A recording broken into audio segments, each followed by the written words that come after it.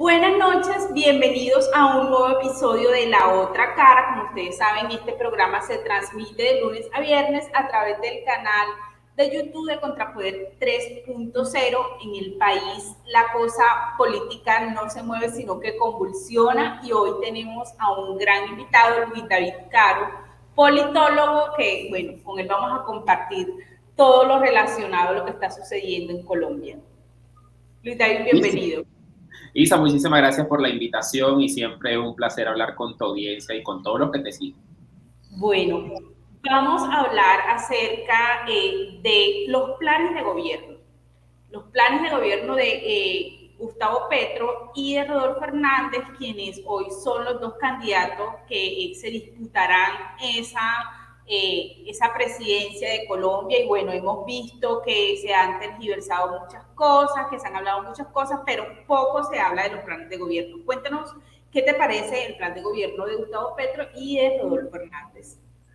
Bueno, yo te voy a decir una cosa. Muchos dicen que él no es socialista y que no promueve el socialismo. Yo te digo que sí lo promueve y promueve el mismo sistema venezolano o argentino. ¿Por qué? Porque el socialismo es claramente el uso de la violencia estatal de forma sistemática contra la empresa privada y esa capacidad creadora que tiene cada individuo, donde el individuo tiene lo que es suyo y busca con su esfuerzo, con su trabajo salir adelante y emprender. Yo te voy a decir, hay varias propuestas de Gustavo Petro que son preocupantes. La primera, que el Estado garantiza empleo público y que cada persona que lo requiera puede solicitar un empleo al Estado y va a tener un salario mínimo garantizado. ¿Por qué esto es una propuesta preocupante? Porque eso es sacrificar al sector privado a costa de esta propuesta. O sea, al final, ¿quién va a tener que pagar esos salarios y la cantidad de personas que vayan a solicitar un empleo público? Va a ser la empresa privada. Otra propuesta que va a acabar o a eliminar la exploración petrolera para una transición energética. Mira, yo te digo lo siguiente. La mayoría de carros eléctricos necesitan más minerales, más recursos que los carros convencionales, incluso el doble y el triple.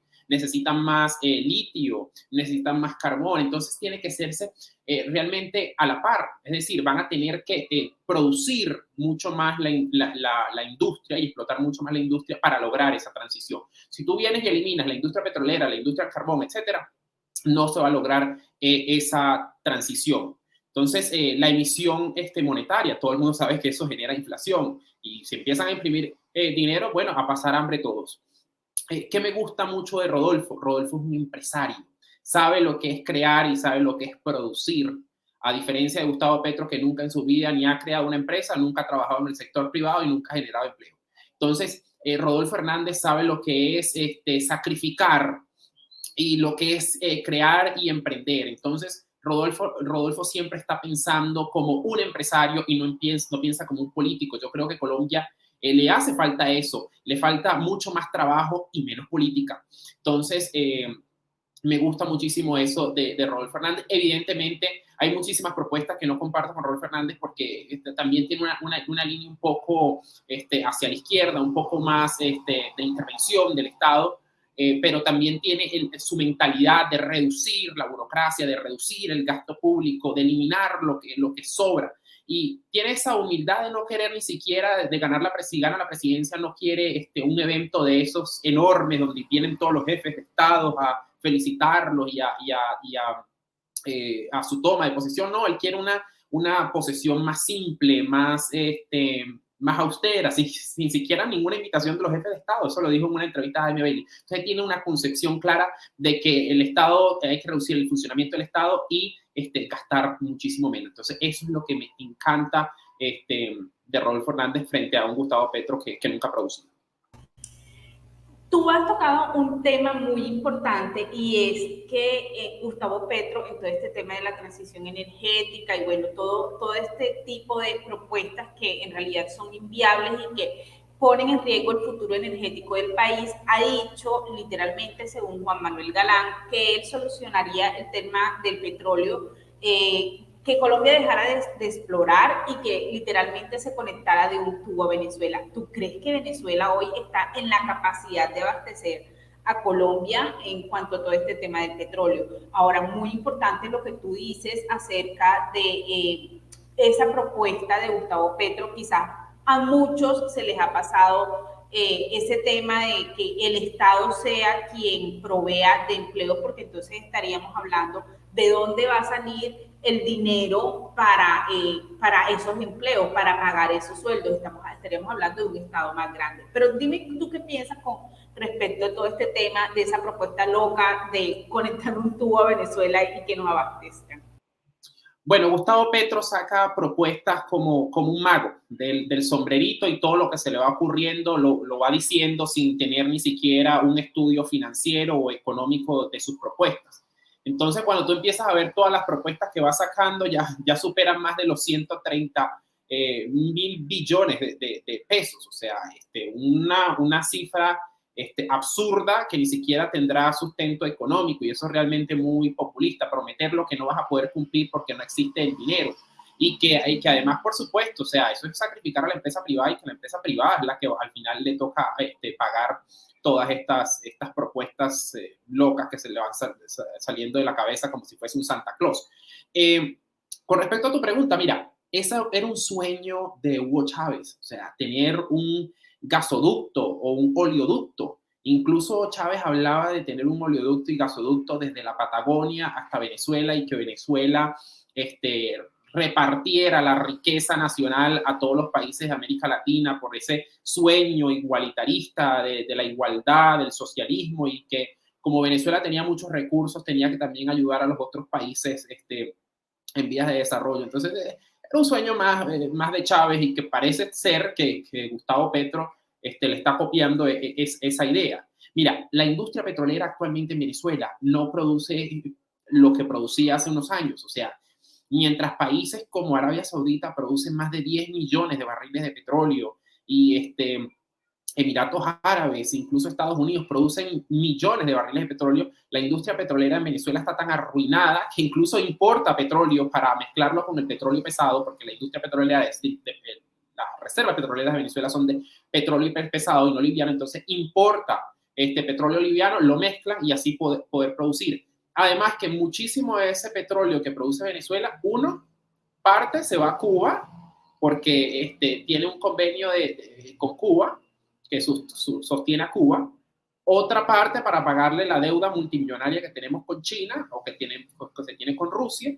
Y el poquito que queda, bueno, sí, ya para gastos de funcionamiento. O sea, Venezuela no tiene la capacidad, la industria petrolera de Venezuela no tiene la capacidad ni siquiera para brindarle petróleo a Estados Unidos, como la idea de Joe Biden que le ha solicitado petróleo a Venezuela. Entonces, creo que, o sea, si esa idea se concreta, o sea, pasarán años, porque es que Venezuela tiene que primero arreglar y hacer los cambios que requiere la industria petrolera para poder ponerse a la par, o por lo menos llegar a 4 o 5 barriles de petróleo, que ni siquiera llega a eso, llega a duras penas como a 2, si no me equivoco, barriles de petróleo, que es muy bajo. Colombia llega al 1.000.000 de barriles de petróleo. Entonces si tú haces el paralelo de que un país tan petrolero como Venezuela, que produce 2 millones, y Colombia, que no tiene los millones de barriles de petróleo, que produce 1, entonces miras esa diferencia, y es realmente muy, muy poca, ¿no?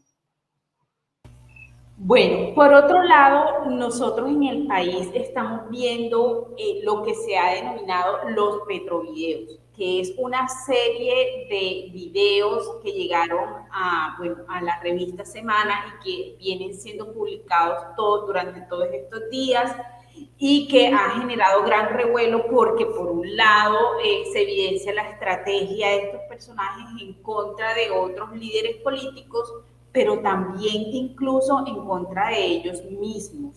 O sea, hay un tipo de rivalidad. Por ejemplo, Gustavo Petro lo vimos tratando de homofóbico a un pastor que lo está acompañando, Benedetti hablando mal de otros personajes. Bueno, vimos también lo que sucedió con María Antonia Pardo, que era la jefe de prensa de Gustavo Petro, que terminó siendo echada por la esposa de Petro. ¿Tú crees que todo esto que se ha visto llegue a afectar a Gustavo Petro el 19 de junio y que, bueno, de alguna forma los colombianos vayan a rechazar todo este tipo de campaña sucia? Mira, yo espero que los colombianos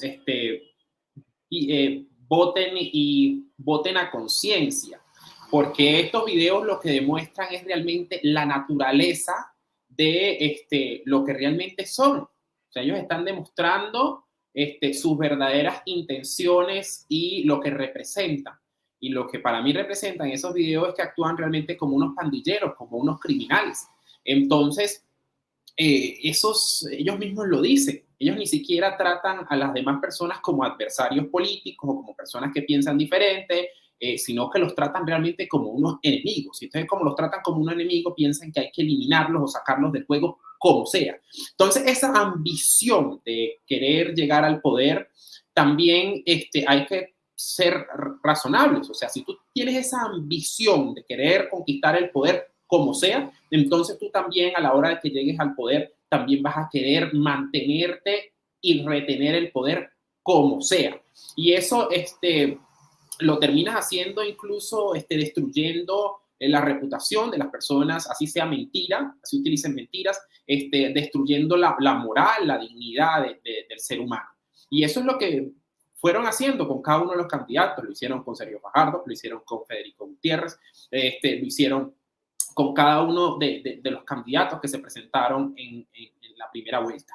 Entonces, cuando tú también miras esa radiografía, así es que van a terminar gobernando, porque es que tú no puedes hacer una campaña de esta manera y pretender que a la hora de gobernar vas a hacer algo diferente. No, esto es realmente un preámbulo, por decirlo así, en un gobierno de Gustavo Petro, que incluso se comportan también como los chavistas. Los chavistas se comportan así, que buscan aniquilar, eliminar y excluir a todo aquel que piense y es diferente.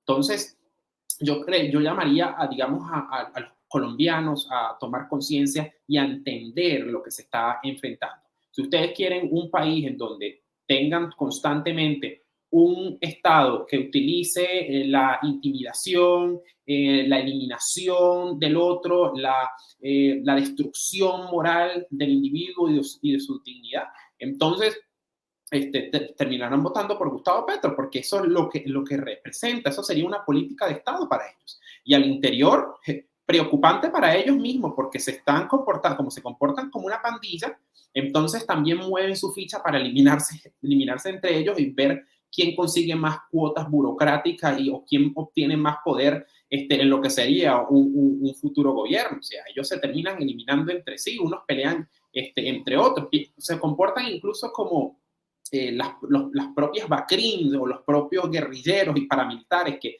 cada uno tiene, digamos, concentración en su territorio, y si alguno se mete en su territorio o por conquistar otro territorio, se terminan atacando entre ellos. Eso ocurre con los guerrilleros del ELN, ocurre con los paramilitares y con la BACRIM.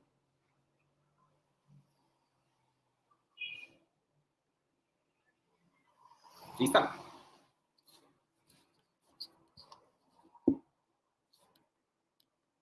Creo que me escuchas. Bueno, ya que Isa no está, o no, sí, es que se me cayó la señal un momento. Te quería preguntar acerca, mira, salieron las últimas encuestas, esta es la de Guarumo, que le da al ingeniero 48.2%, a Petro 46.5% y un voto en blanco en 5.3%. Estamos viendo que hay un estrecho margen entre ellos dos y en realidad a mí personalmente me preocupa porque nosotros vimos lo que sucedió en las elecciones al Congreso. De hecho, a ti te robaron el voto literalmente. Ah, sí, mi voto no contó en las elecciones del Congreso y no voté por el pacto histórico. Entonces no sé si me lo democratizaron mi voto. Yo creo que me lo democratizaron porque no apareció ahí, entonces tuve que cambiar después de votación. Bueno, y entonces, o sea, nosotros en las elecciones al Congreso vimos que en realidad las garantías fueron pocas. En estas elecciones a primera vuelta, sí, digamos que manejaron una discrepancia incluso entre el preconteo y los escrutinios de 0,1%, es decir, nada. Pero porque había mucha presión en torno a la registraduría, al registrador, denuncias, los medios de comunicación moviéndose. Pero ¿tú crees en realidad que hay garantías de pronto para esta segunda vuelta? Porque nosotros debemos de recordar algo, y es que Gustavo Petro en las elecciones, o el pacto histórico en el Congreso, anocheció con unos votos, y cuando amaneció como con 500,000 votos más, que no es poco. Entonces nosotros 500,000 votos en estas elecciones pueden hacer la diferencia. Mira, yo te voy a decir una cosa. Bueno, las encuestas son una foto del momento, ¿no? Y que muchas de ellas tienen diferentes metodologías para tener unos resultados, y que al tener una diferente metodología cada una tiene, digamos, sus porcentajes, ¿no?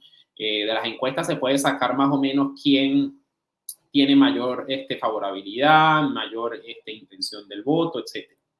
Pero yo sí te digo que ahí es donde los que no votaron por Gustavo Petro o no votaron por Rodolfo Hernández tienen que tomar una decisión, en la decisión de salir a votar, sobre todo los indecisos y los del voto en blanco, porque es que el voto en blanco, o sea, no va a valer en esta segunda vuelta, no tiene ninguna validez. Tú votas en blanco y va a ganar el candidato que obtenga la mayoría de votos. El voto en blanco puede sacar 80% y ponle tú, Rodolfo Hernández puede sacar el 11% y Gustavo Petro el 9%, termina siendo presidente Rodolfo Hernández, así el voto en blanco haya sacado un 80%. Entonces, el llamado es a tomar una decisión consciente y salir a votar. O sea, los que votaron yo creo que, mira, si la gente que votó por Federico Gutiérrez sale a votar por Rodolfo Hernández, todos juntos, si los que votaron por Enrique Gómez, por John Milton, o una parte de Fajardo, o sea, Rodolfo Hernández gana por una amplia mayoría. Y sí, yo también siento tu preocupación y me parecería muy preocupante, demasiado preocupante, que se elija un presidente por un margen mínimo, un margen muy estrecho, porque van a tener al final del día, sobre todo Gustavo Petro, que siempre no le ha gustado los resultados cuando no le favorecen. Incluso cuando ganó Iván Duque con una amplia mayoría, dijo que hubo un fraude y sacaba a sus seguidores a las calles. Entonces, imagínate qué pasaría si Rodolfo Hernández gana por 200,000 votos. O sea, va a incendiar el país, o va a llamar a que hubo un fraude electoral porque no le favoreció. Entonces, el llamado es realmente a que los indecisos, los que no se hayan decidido también salir a votar, los que vayan a votar en blanco, no voten en blanco, porque eso es votar el voto, no tiene validez. Los que votaron por Federico Gutiérrez salgan a votar por Rodolfo Hernández, Enrique Gómez o John. Entonces, entiendo tu preocupación. Yo creo que también es la preocupación de muchos colombianos, y sí, es la forma de que tienen que decidir. Bueno, por otro lado, ya que hablas un poco acerca de lo que sería el panorama en unas elecciones con un margen tan estrecho, nosotros vemos también con mucha preocupación que algunas universidades han decidido declararse en asamblea permanente. Es decir, estos jóvenes suspendieron las clases para ir a hacerle campaña a Gustavo Petro en las calles. Pero adicional a esto, hay una preocupación aún mayor, y es que esta semana se inmoló una joven que estaba fabricando un explosivo cerca de la Universidad de Antioquia.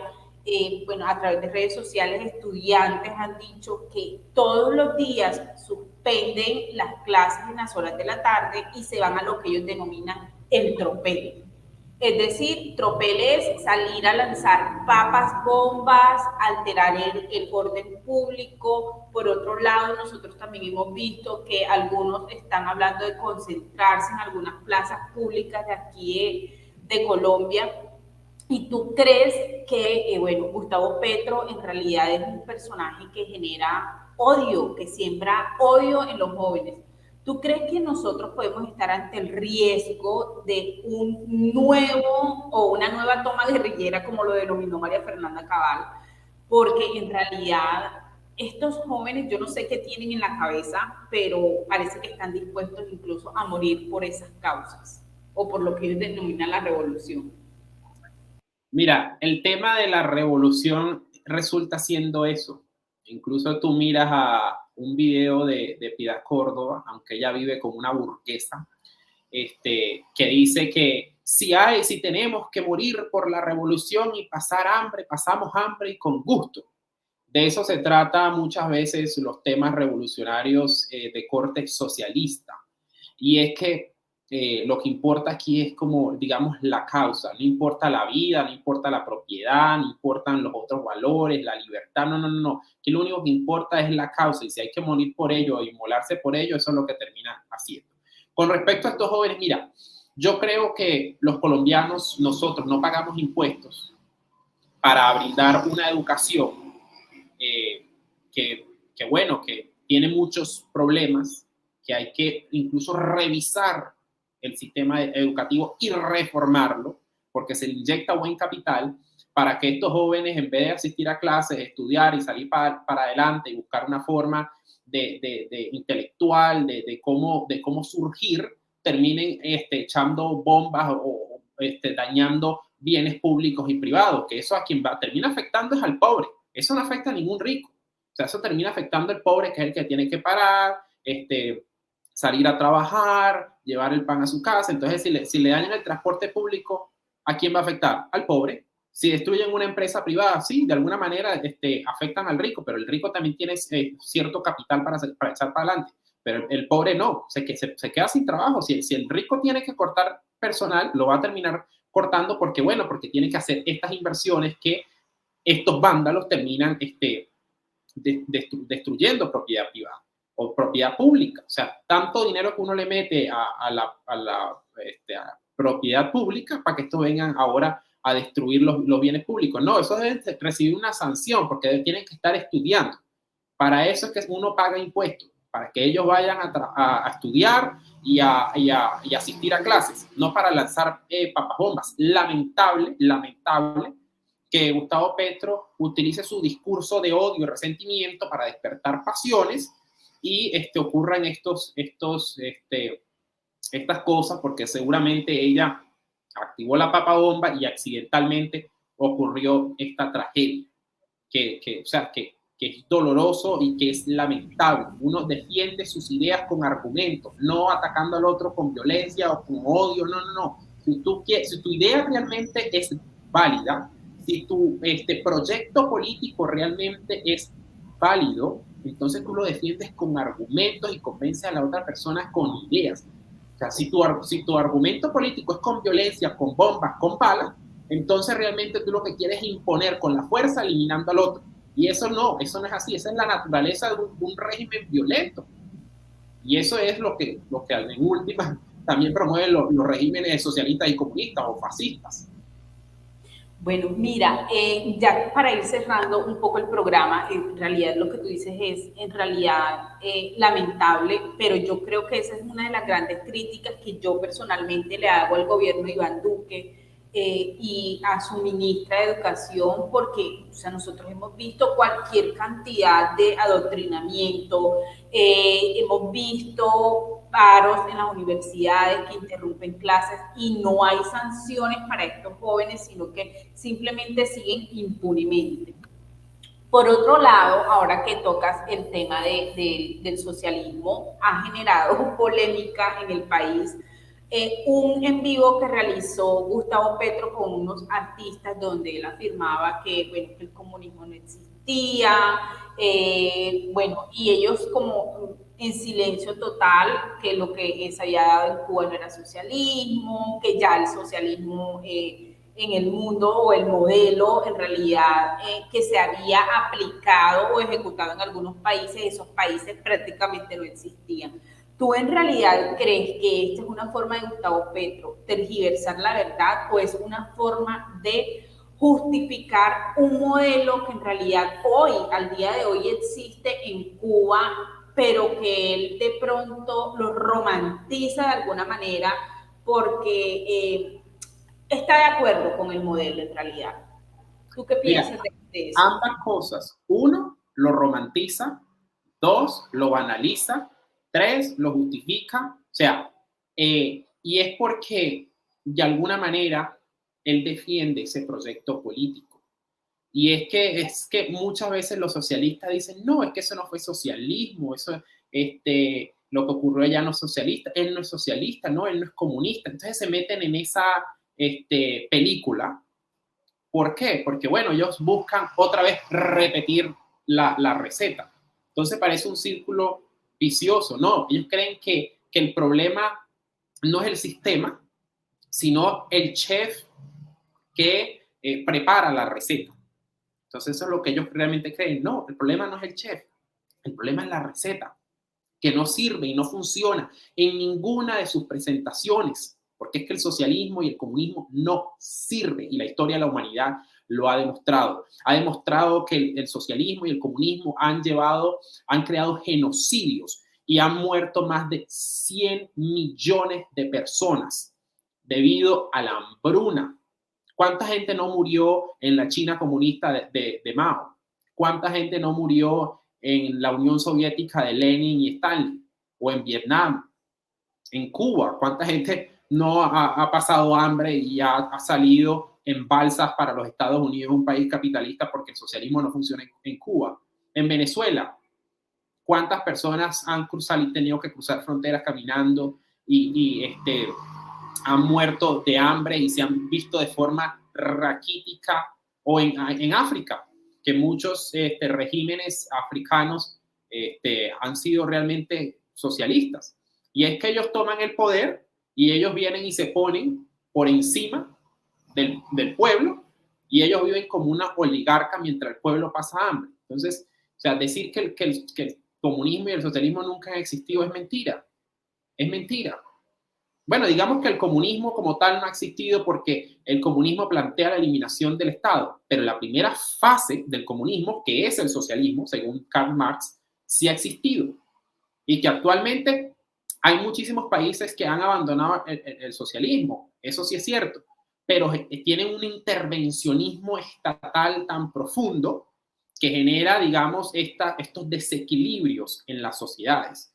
O sea, la Cuba actual es un país profundamente socialista. Venezuela es un país profundamente socialista. ¿La expropiación qué es? ¿Eso no hace parte del sistema socialista? ¿Expropiar y quitar el fruto del trabajo de las personas? Controlar precios. Que el Estado fije un precio y no lo fije un mercado. ¿Eso no es socialismo?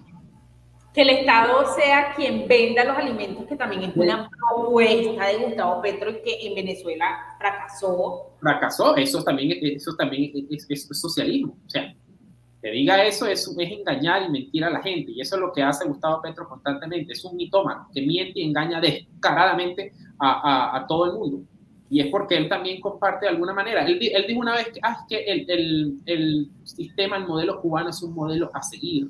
Amigo de Chávez. Ya yo no soy amigo de Chávez. Pura mentira para cubrir su fachada. Ahora dice que es progresista. No, eso es socialismo, pero en otra presentación, pero socialismo. No, y también en algún momento confesó que tropas del M-19 se habían ido a Cuba a entrenar allá. Le agradecía mucho a Fidel Castro, un genocida. Igualito que también agradecen al Che Guevara, otro genocida más, misógino. Ya para ir cerrando, ya esto sería lo último, Hugo Chávez, que era socialista, marxista, leninista. Él lo decía abiertamente que era socialista. Él decía que no era comunista porque planteaba la eliminación del Estado, pero es que él decía abiertamente que era socialista y él fue un socialista puro y duro. Porque sabes una cosa, que el socialismo leninista plantea la toma del poder y hacer una revolución desde el poder. O sea, no es una revolución ya no es del proletariado que viene y toma las armas y destruye, no, es una revolución desde el poder y con las armas del Estado es que vienen e implantan su sistema a punta de violencia, porque es la única manera de tú plantear el socialismo a punta de violencia, apuntar con armas y quitarle a la gente a la fuerza todo lo que han construido con el fruto de su trabajo. Es así. Hay una frase, todos los animales somos iguales, pero algunos animales son más iguales que otros. Eso es lo que en realidad plantea. son unos burgueses todos. Son Unos unos burgueses. burgueses. Bueno, Luis David, muchísimas gracias por tu participación en el programa. Siempre estamos aprendiendo cada vez que tú llegas aquí con todos estos conceptos y con todas estas opiniones. Y bueno, sin duda alguna, seguro que después de las elecciones estaremos también invitándote para analizar todo este panorama. Bueno, Isa, muchísimas gracias por la invitación y por compartir con tu audiencia que te escucha y que te sigue.